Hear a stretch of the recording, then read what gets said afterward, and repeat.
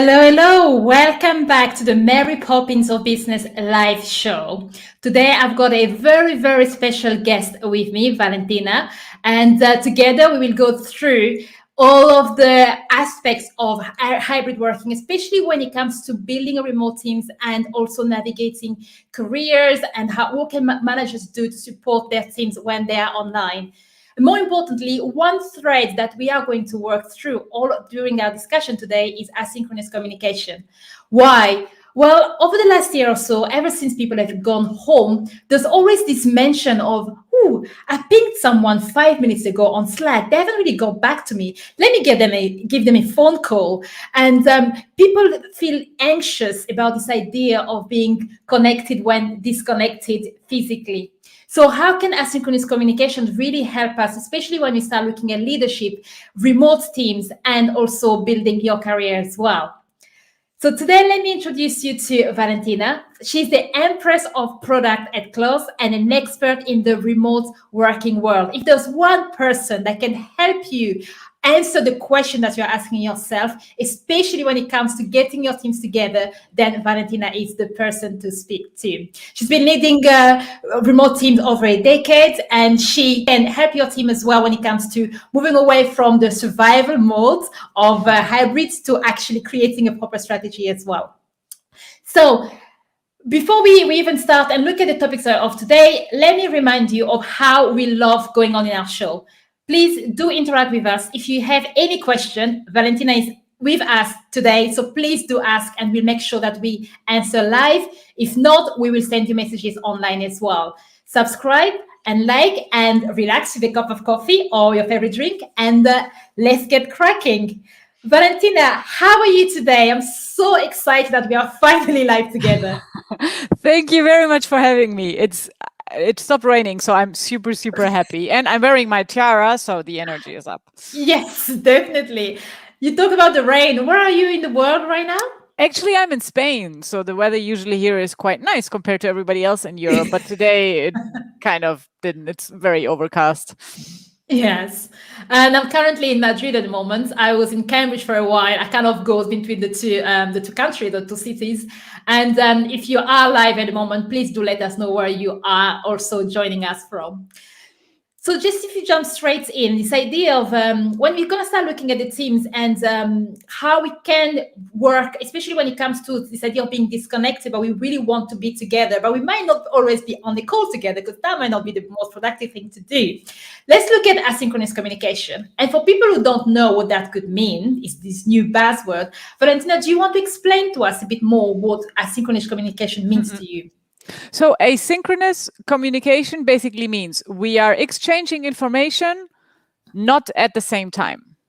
So if you, as soon as video by default is synchronous communication because you both need to be on the video call, like video calls. But for example, if I record a Loom video to walk you through a new product or a new feature, and then I send it to you, and then you watch it whenever you have time, and then maybe comment on the video so that when I come back to the office tomorrow, can look at your comments, that would be asynchronous communication. We are still exchanging very similar to communication, what we would have done if I screen shared with you on the call, but there's a time difference in between, which is amazing if the other person is sitting in Australia and I'm in Spain, and finding that meeting spot would be impossible. But you don't need time zones to do this. You can also build this into your company even though you are all only 2-3 time zones apart or even in the same country. And when it comes to some of the challenges, as I've mentioned earlier, where there's a lot of people who feel nervous about not getting an answer straight away, because I think there's also some people believe that when we'll send a message, they send you a message on Slack or Microsoft Teams, you appear online, but you don't respond straight away and give them the impression that you are either ignoring them or that you are not at your desk or not working. So how do you help managers and leaders or teams even when you work with them to start feeling more comfortable and embracing this new way of working? So the key here is expectation management. And in a certain type, I always blame Facebook because that's the thing that you do. Facebook and Twitter and everything where you get notifications all the time have basically trained us to have the attention span of a squirrel. So it's people are not used to actually wait for things. But my background is in customer support, and usually when a customer writes in, very often a customer support agent will tell them, "Thank you, we have reached your message. We'll get back to you in like 24 hours." Or they already state on their website, "You can expect us to write back within office hours," etc. So even though as a customer you are writing in now, you already know that you may not get an answer today. And as long as you know that, it's fine. So when it comes to your company communication, set a standard. Like, for example, everybody should at least answer their messages on Slack once per day or twice per day or once per hour, like whatever works from you. If you're coming from a company that is super immediate, you won't be able to move people to once a day. Like, change just doesn't work that way. You have to go in small increments. But maybe teach people to say, okay, I expect you to check your Slack once an hour. And that way I know that I'm going to get some kind of reaction within the hour. So by being very upfront, both with what you would expect from others, but also what you are willing to offer, you can kind of retrain these habits, because in the end, it's habits. No one actually decides, now I'm going to be annoyed because you didn't answer. It's just something very, very instinctive. Yes, I completely agree with you as well. Especially, I love the bit you said about our attention span has been reduced to that of a squirrel, and that's very true. I think people love this idea of, and you talk about habits as well. It's about forming new habits on the way that you communicate with other people as well. So I guess in terms of getting teams together and really starting practicing that, is there any tools that you kind of give to people when you get them together to start kind of be a bit more accountable to each other and to stop panicking whenever there's not an answer straight away? Because as you said, this is kind of trying to overcome natural tendencies, right? So one tool that works very well and that helps oneself to be more conscious about this is to start working with urgency levels and training yourself to actually write the entire query into your chat room. Like, if you my least favorite or like most hated Slack message is, "Hey." Like what am I supposed to do this with this? And then an hour later, I say, "Hello." And then "Where did you write down the launch schedule again?" And it's like, if you had just written, "Hey, where is the launch schedule?"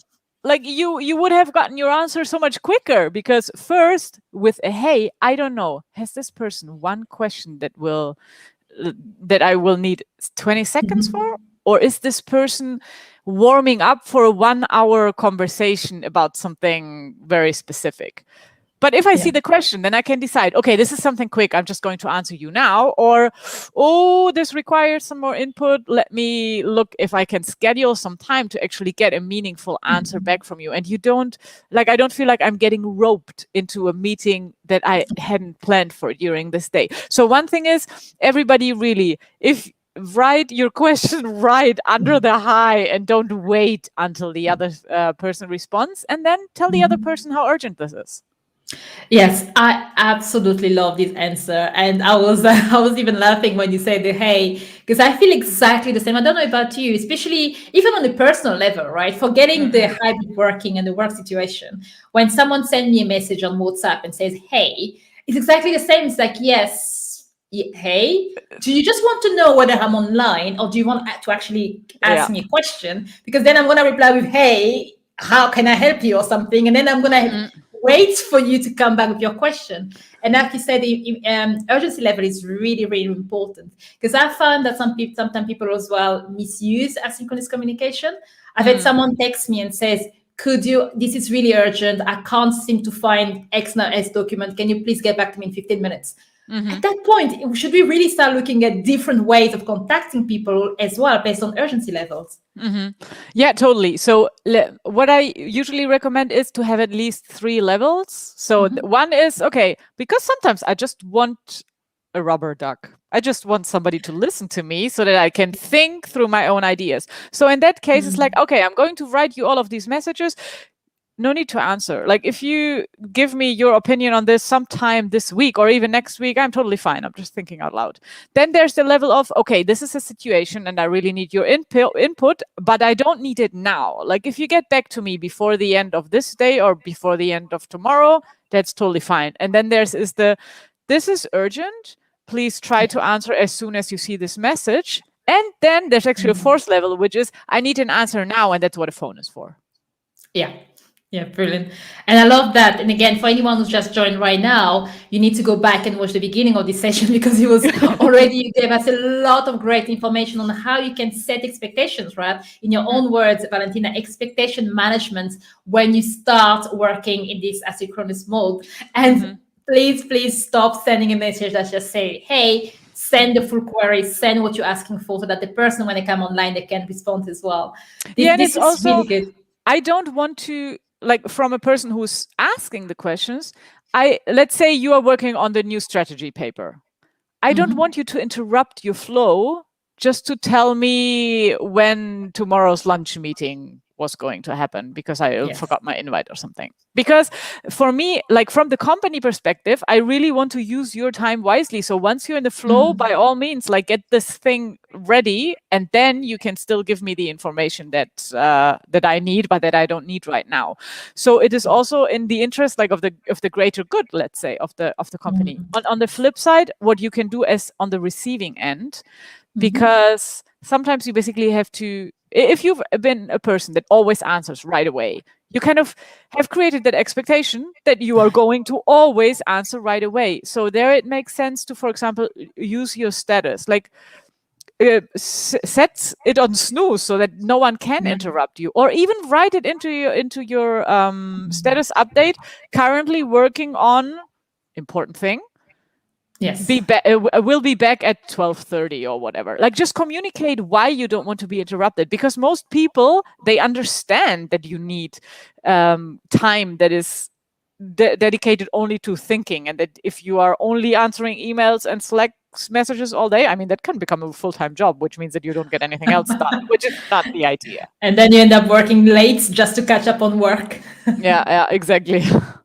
And in fact, this is a pattern that used to happen a lot in the office, right? When you were back in the office, a lot of people say that now that we don't talk a lot, but one of the things that have improved a lot, in my opinion, is the productivity level has also increased because of what you just described. We have more quality time to work without distractions. And especially if you use the status, as you mentioned, you can help navigate people and work together when you need to. And when you just need to finish that research, this paper that you're writing, you are actually really focused and right in there as well.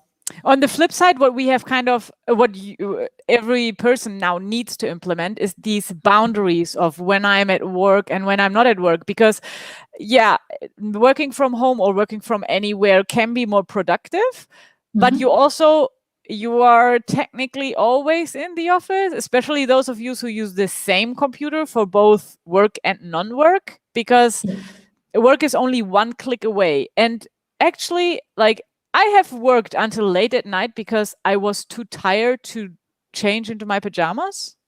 Like work becomes this procrastination device. Yes. Because of something else that you should be doing. Well, this is not something that would ever happen at the office, because in the office, like, you leave the building and then you're not going to get back at 11 at night because you're bored. Like that's not something that happens. And of course, if you have work on your computer on your couch, it's very, very easy to get sucked in again, or to feel obliged, like, okay, I saw that there was a Slack ping coming in. I cannot ignore it until tomorrow. Well, you would ignore it if you didn't know about it. Exactly. So one option is to make sure you don't see it, which is like really close down all the tools that you don't use outside of work. And the other option is, like, if you did see it, train yourself to not respond. For yourself, but also for the people who are asking you questions. You can train people to ask questions with a day in advance and not last minute. Exactly, and I quite like what you said as well, and because sometimes I am in two minds about the way some countries even or some companies are trying to avoid people to respond at night is by telling managers not to send messages at night.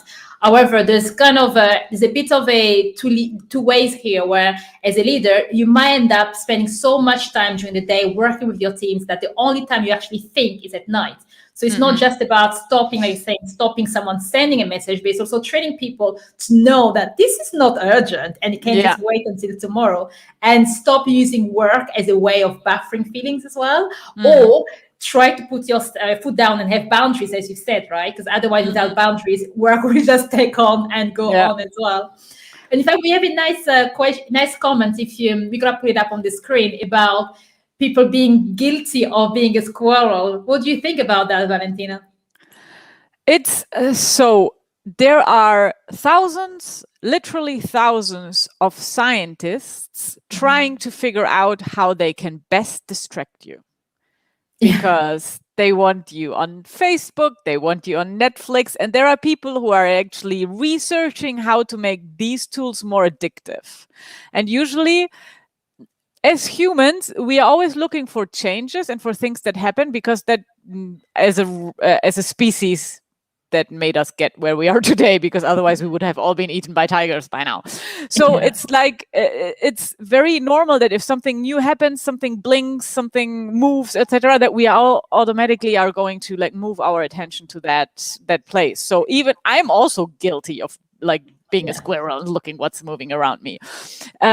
The good thing is when you're working from home or working or I prefer to say work from anywhere, because just because I'm not at the office doesn't necessarily mean that I'm always at home, is you can actually hack your surroundings. For example, if you really need to write research papers or strategy papers or anything that reminds focus, like you can install Rescue Me on your desktop so that you can't go to certain sites. Or you can actually go to the library, to the public library, not take your headphones with you, which means you won't be able to listen to any videos, because in a library, like you're not allowed to like put your speakers on. So leave your headphones at home and switch off internet.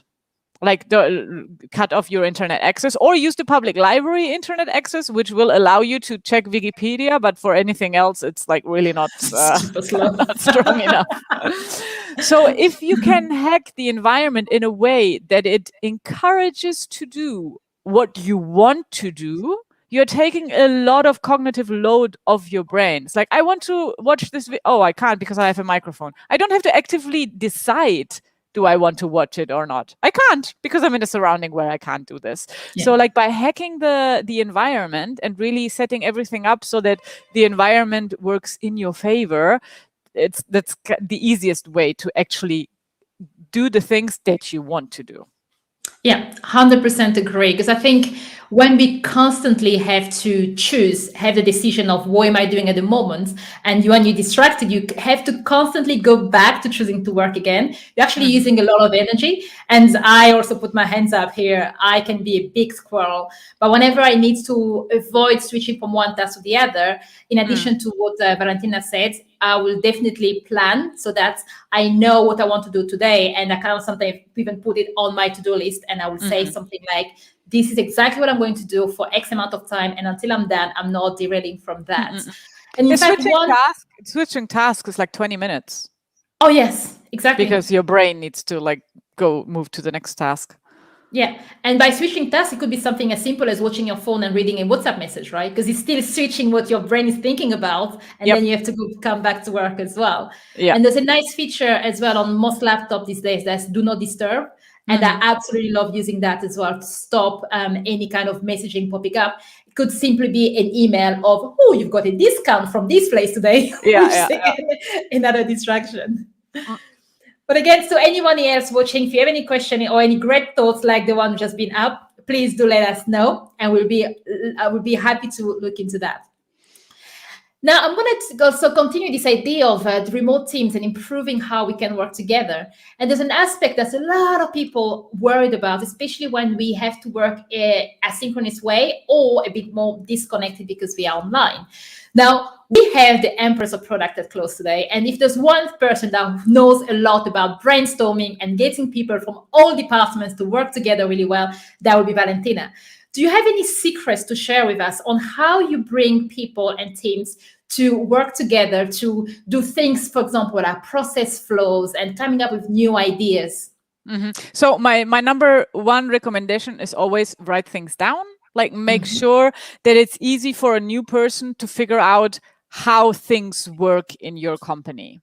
So if there's a specific process that needs to be followed, if there's a specific person that needs to be involved in certain decisions, write it down somewhere so that no one person ends up being the bottleneck of all the information. And then switch up your tools.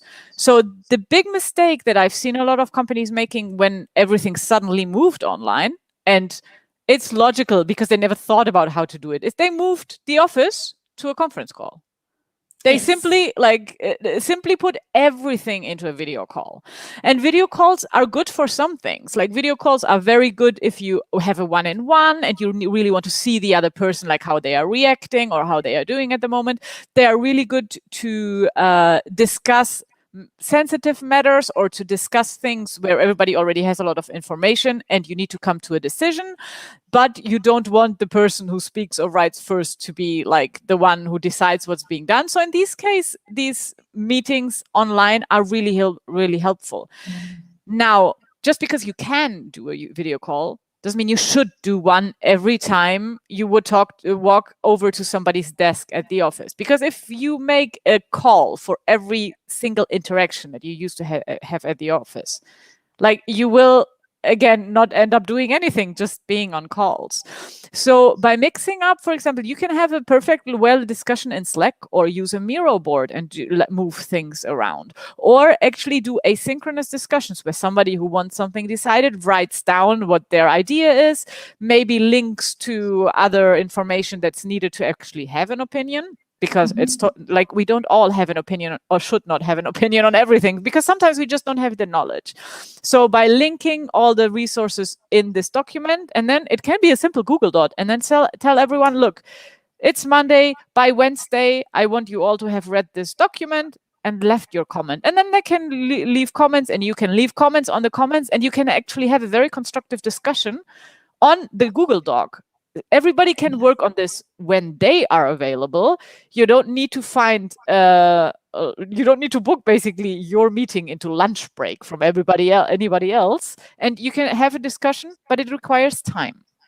And I think that's the biggest difference in terms of how we think about synchronous and asynchronous communication. Asynchronous requires more time, because you need to wait until the other person has answered, which in such a fast-moving world sounds like a disadvantage. But actually, it also allows people to think before they write. And usually it's writing and not speaking. So you can go much deeper, much quicker.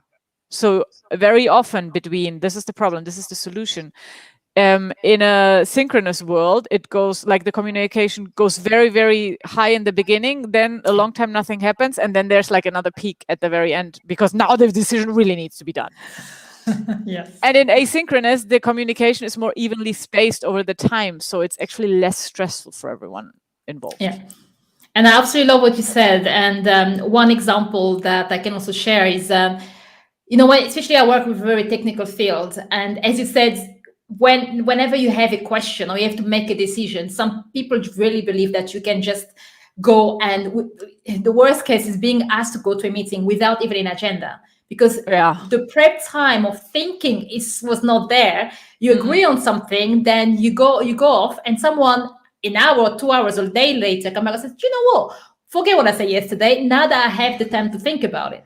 And I believe that what you've explained is great, because of the way we're communicating, and again, giving people as much information, time to think, you can really come to decision or start looking at different viewpoints in your own time, increasing your productivity. And when if you do need to have a meeting, it's just to kind of finalize the agreement rather than going through every stage step by steps as well. And you have it already all written down, like the number Yes. of meetings that are done every day without an agenda, without a topic. Maybe with a topic, we'll just talk about this. And then you talk for an hour and then you close the meeting. There's like no register of the meeting apart from the blocked calendar slot. And then a week later, we're going to continue the conversation. No one really remembers what they talked about last week because there have been another 20 meetings happening in between that slot and this new slot. And you end up going in circles. Then maybe one person didn't come to the other meeting. So now you have to put them up to date because there are no meeting notes. It's like you lose so much time just to set the stage that you never see the play.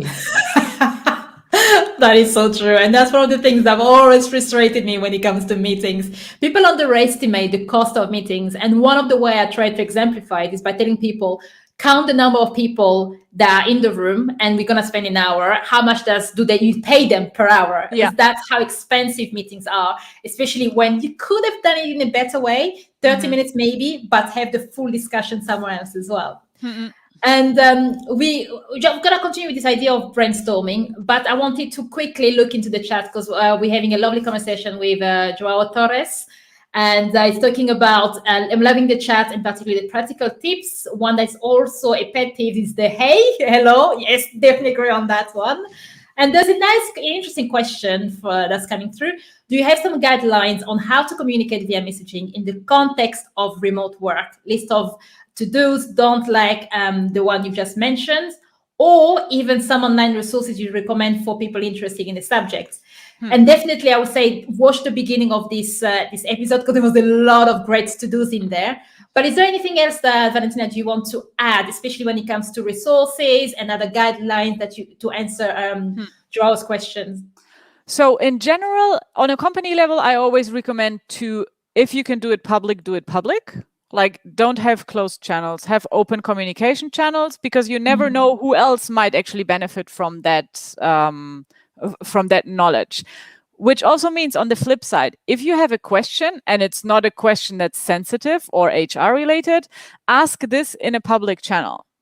Not only because there will be more people who might be able to answer you, but also loads of people are going to learn by flyby. For example, every time I onboard a new product manager into my product team, I encourage them to ask their questions in our product channel, which at the beginning is very scary because I just started at this company. I don't know anyone. I'm going to ask all these questions that surely are super ignorant of me because I'm just learning the basics. It feels scary, but I actually will redirect them if they ask me a question that could be answered in public, to put it into the public channel to practice this. And then when you answer, I very often get the feedback then via private DMs like, thank you so much for answering these questions. I didn't even know that, or I had already forgotten that, or, oh, I didn't know this detail. Because of course, one person asks, one person answers, but everybody else in the channel might actually be reading the answer and learning something. And if one person has a question, it's very often that another 15 have the same question, but never thought about asking it or are afraid of asking it because I'm here for 6 months now, I should know better, while a new person can actually ask all the questions in the world. So making it as public as possible actually enhances learning. That also means that you can mute channels in most chat software. Like, you don't need to read everything. That's like wanting to read all of Facebook. Not going to happen. Not today, not ever. So this being as public as possible and giving context so that other people know what you're talking about. I like to link actually to where there is additional information so that those who really want to dig deeper actually can dig deeper. Plus, the more you link to your own internal knowledge base, the more you signal, hey, there is information that's written down. You don't need to ask me. You can also first search and then you might actually find the answer, which is another advantage of written communication, of written documentation, that people can actually search for the answers themselves, and then it's completely independent of anyone's availability because the documentation will always be there whether you're online or not. That's from the content part, and then on the how do we talk with each other. Before we get to that, let me just kind of stop, because there was just so many great things that you've said there. Because I'm sure that myself, and I'm going to encourage people on this call to go back and just watch that section again.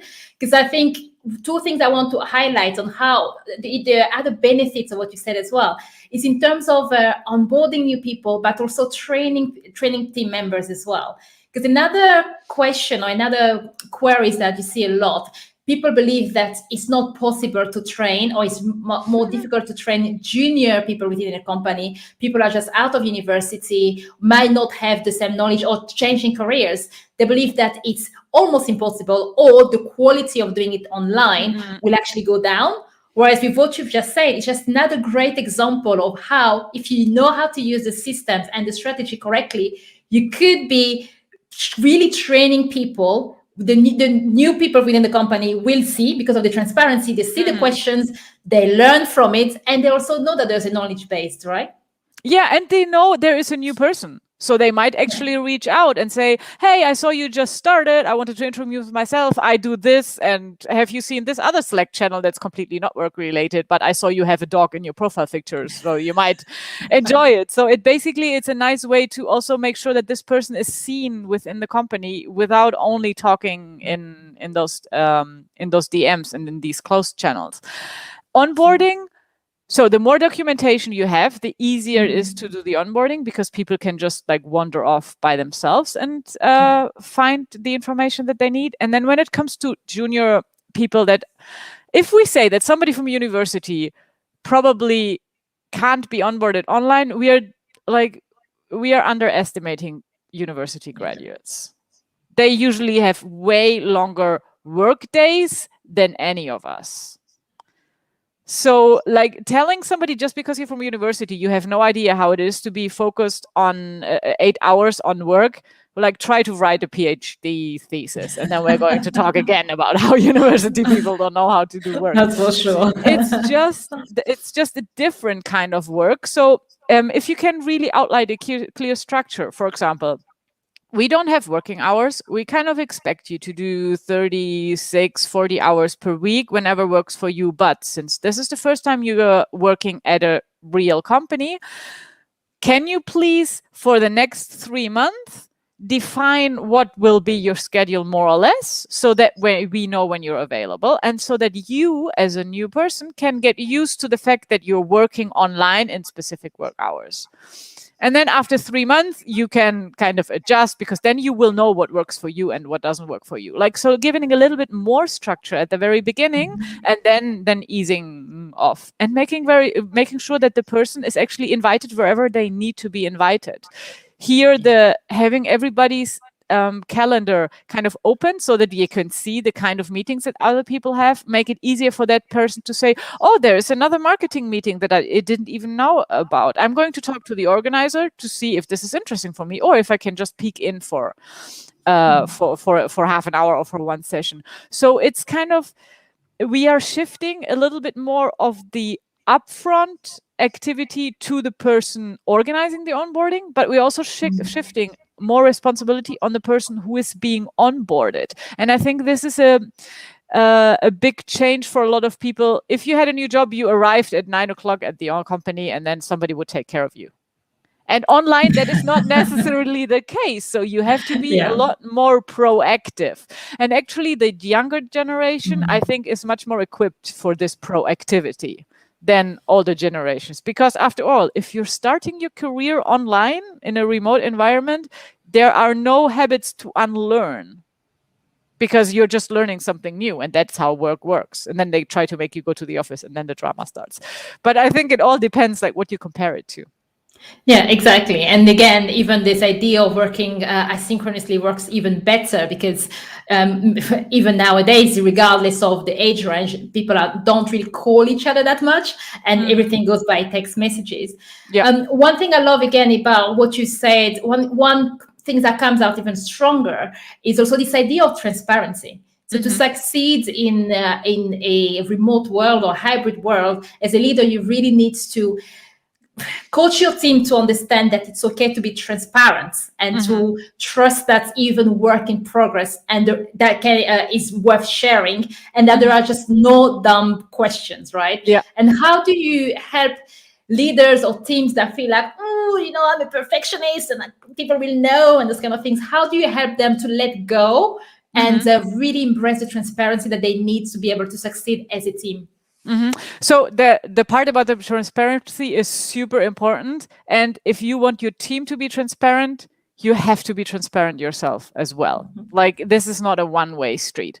So if you are very used to like having this wall around yourself and not let anything get to you, what I usually start with it, be more transparent about what you work on. So, for example, expect from your team that they write a weekly update with everything that they accomplished the past week, and do this too. Like, do it yourself. And then some people say, oh, but I'm just in meetings the entire day. Well, write down the meetings that you had and what you did in those meetings. I don't know. Client call with client X, and we talked about Y. Like, that's enough. One phrase. You don't need to write down the entire meeting, but just show your team what you are doing so that they also know that they can share what they are doing. And then start organizing some ways to connect with people on a different level than just work, which can be through, like, one of my favorite activities that we do at Klaus is we have a hot seat channel. And every week, one person is on the hot seat and everybody can ask whatever question they want. And there are like very small questions like, what's your comfort food, or what's your favorite song when you've had a hard day to like get your energy up again.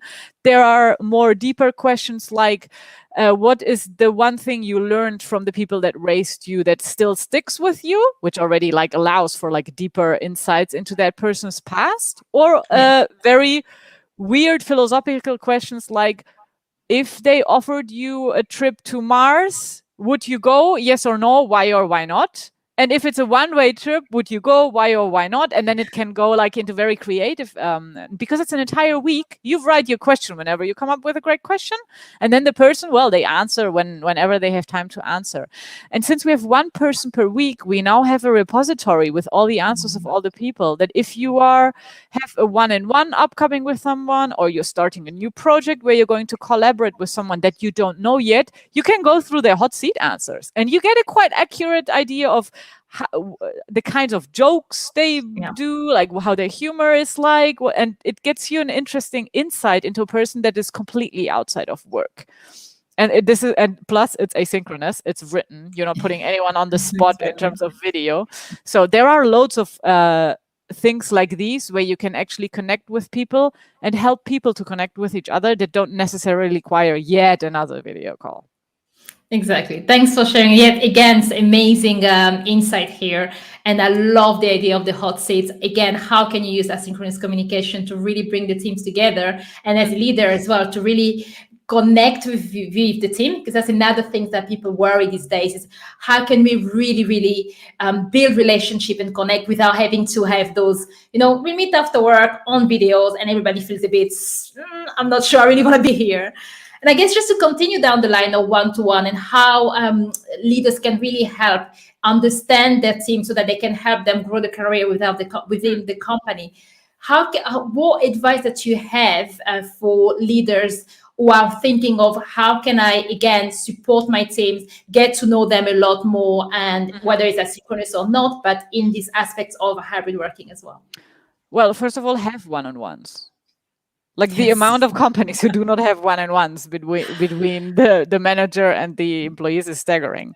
So have those one-on-ones. And I think you should even have one-on-ones if you're going to an office regularly. And one-on-one, they can be half an hour, they can be every 2 weeks, but they should be a regular opportunity for the employee to talk to the person they report to.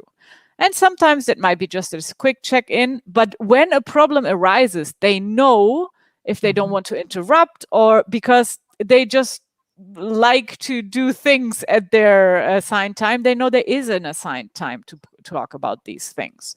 So regular one-on-ones that allow you to also remember that person. They say out of sight, out of mind. And that is very true. And in a remote setting, it's very easy to lose sight of people that are not as active as you might be. And you don't want to come to the conclusion at your annual appraisal that you have no idea who that person actually is. And if you have 16 people on your team and you never talk to them one-on-one, that is what happens, because only the very extroverted, the very outgoing, the people who like to talk to other people a lot will be the ones that mark meetings with you. But you, as the boss, you should know everyone, like whether they're introverted, extroverted, or whatever. If somebody's really, really camera shy, you can always do one-on-ones without camera. I've even done one-on-ones via chat, where we dedicated like half an hour or an hour to just like focusing only on this chat and going back and forth. But you need this connection to every individual person. And then combine this with a team meeting. So whenever there's a change coming up, tell every person individually, explaining how this change is going to affect them, how it's important or not important for their current position. And then do the same explanation on a team level, because people are comparing notes. And if there's even the slightest difference between how you explain something to A or B, may just be the interpretation, you are going to get lots of rumors, and people are very, very good at inventing the worst scenario ever if you leave them to their own devices. So then also like do a team meeting once a month or so to like explain why these changes are what they are, and everybody's on the same level. This is even more important when you're online, where a rumor starts, you might not bump into someone who might tell you that it's happened.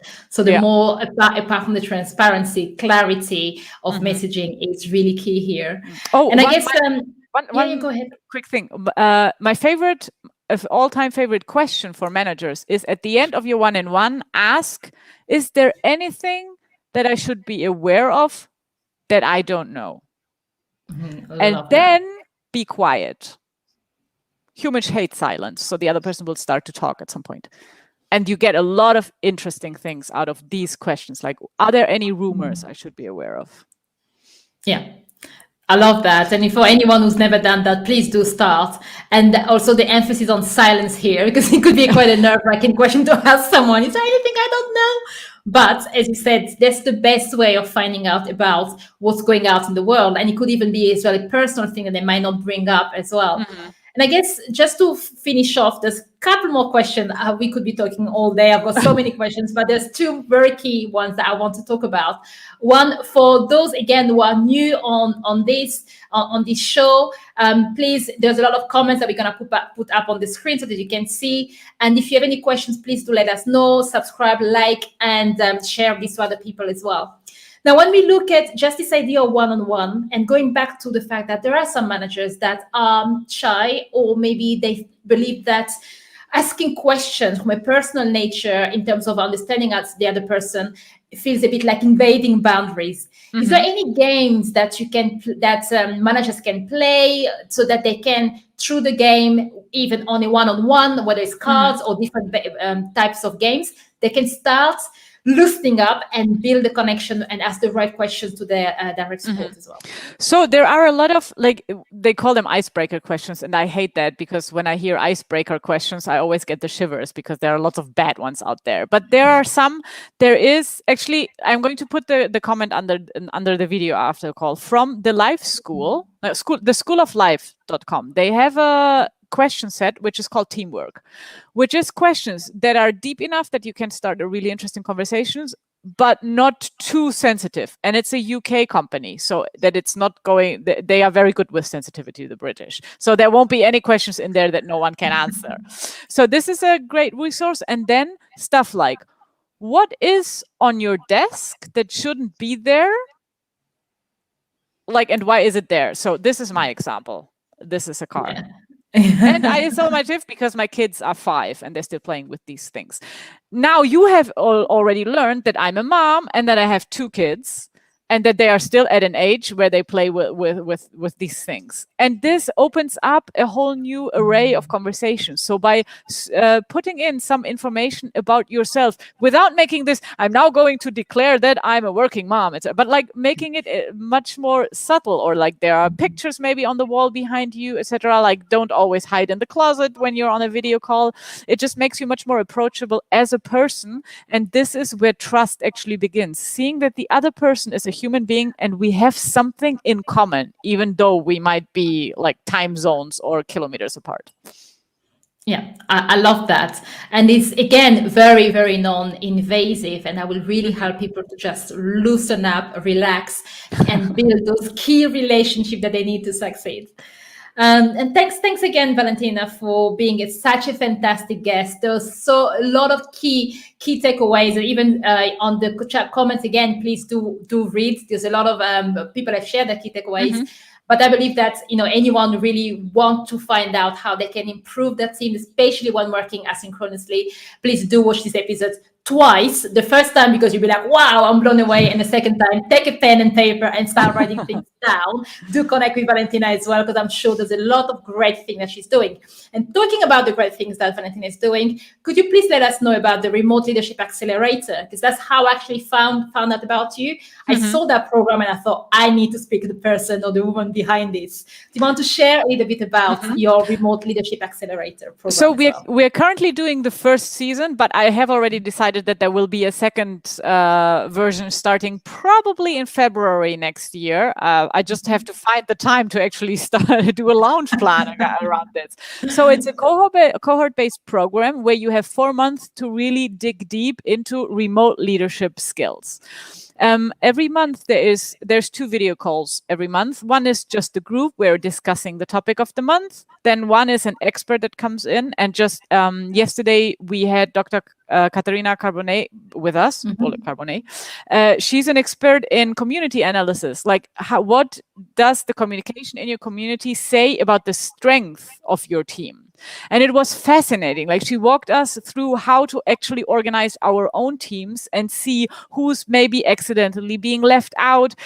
Is the community that we have at work really the one that we want to have? Do we need to do subtle changes to incorporate other things? So it was really, really interesting. So you get both the knowledge of the people who are studying with you, but you also get like a lot of outside input on the specific topics. And then the 4th week of every month is a book club where we are reading books that are not on the normal business curriculum, because those everybody has read them already. And then we just discuss them online. So it's a very asynchronous program. I mean, I'm a mom myself, so I know how times are always a little bit difficult to allocate. And by bringing together the people over 4 months, we can create the trust to actually talk about the things that are hard, because those are the things that need to be talked about. And we have time to dig deep and not just be on the surface in terms of, do one-on-ones and that's that. Yeah, but now I have somebody in my one-on-one. I've just installed them for a month and I can't get them to talk to me. How do I do this? And you can then, the same cohort is going to accompany through all the changes that you are making in these 4 months. Brilliant. Love the program. I love the fact that it's actually extensive programs where leaders can really immerse themselves. They have experts, they have you, they have each other, and they can also, I love the way you've used this asynchronous communication model even through your own training sessions as well. So thank you very much, Valentina, for this. And we will be putting the link to your program as well in the description of the YouTube video for anyone who wants to watch this afterwards. And just to finish off, again, a quick reminder that I'm going through the 2022 minutes of speaking by December. And I'm looking for speaking opportunities just to challenge myself, get better, meet new people, and also bring back new content and amazing content for you guys as well. So if you know anyone who's looking for speakers, do let me know. And likewise, if you are interested in what we're doing, please do get in touch with us. If you know any other amazing guests like Valentina, it's going to be really hard to top, but you can always try. Do send us a recommendation for other guests that you want on the show, any questions, and we are always happy to answer live. My final question, putting Valentina on the spot here and asking you, very shortly, in less than 30 seconds, what is the main message that you want to leave people who have watched this? They've learned so much from you. But if there was one thing that you would say, please just do that one thing, what will it be? Try something that you haven't tried before and see if it works for you. Like, the main route to change is through experiments. Not all of them will work, but some will. And those you can tweak and adapt for whatever works for you. So try out new stuff. Fantastic. Well, you've heard it here. Try out new stuff. And thanks, Valentina, again. Thanks to all of you watching. And please, let's go out and let's design a happy and productive workplace, even if it's remote or hybrid as well. Thank you very much.